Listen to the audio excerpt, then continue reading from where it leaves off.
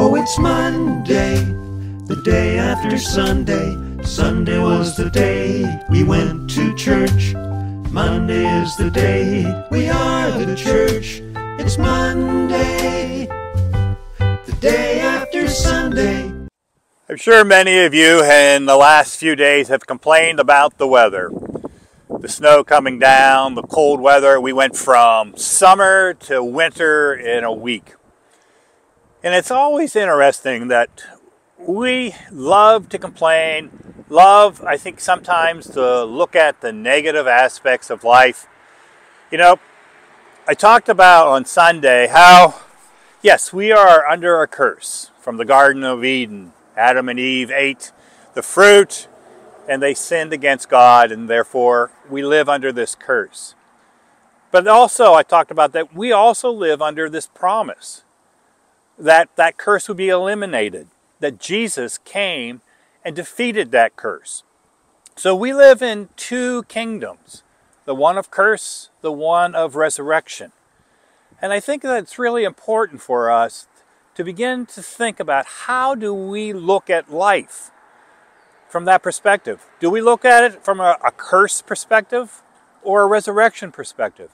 Are we someone who sees the change in weather as something miserable and awful?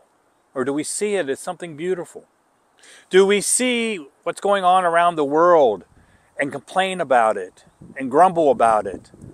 Or do we see what's going on around the world and try to be a positive influence for Jesus Christ?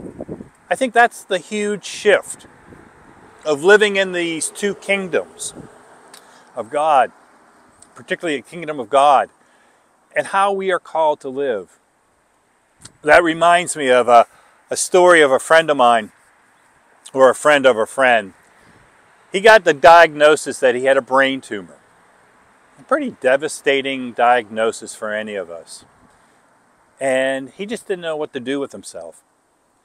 And so he tells this story that he went out for a walk one evening and just was lamenting to God.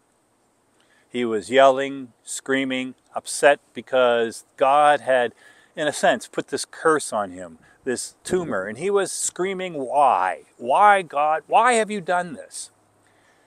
And he kind of had this vision, this dream of God, or Jesus particularly, coming up to him and saying, why is the easy answer? Here's why.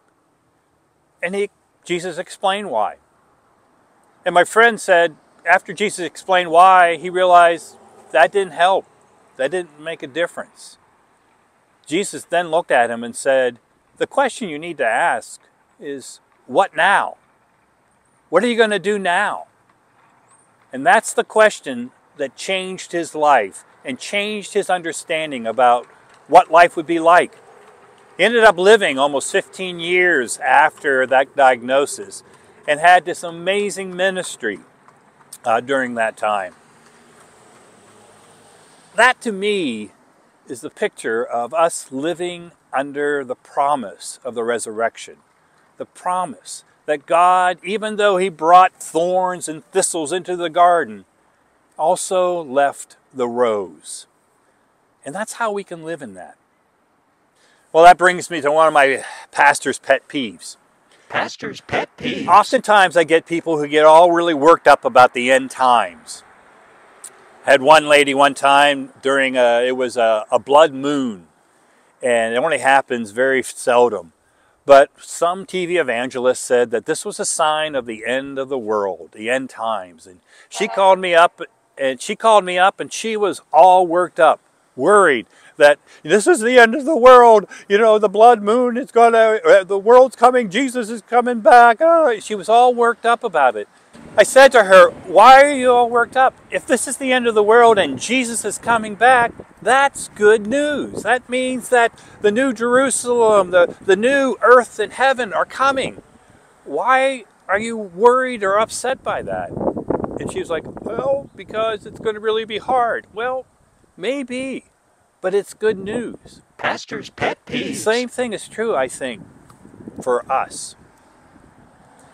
When we realize that we're living under the kingdom of God right now, the reign of God, the promise of the resurrection. And how we look at life, how we encounter that life, reveals what we believe. If we think everything's cursed and everything's awful, then that's going to reflect on the way we live. But if we look at life under the resurrection, it's more than positive thinking. It's a reality. Jesus is reigning now in our lives and in the world, and we can live under that. That should bring us great joy and anticipation. Whether it's freezing cold outside or sunny and warm, whether there's bad things going on in our town or not, we should be able to see Christ at work all through our lives. I think that that's what it means to live under that promise. So the question is, how are you going to live? Are you going to live in fear, live under the sense of curse all around you? Or are you going to live under the assurance of the resurrection?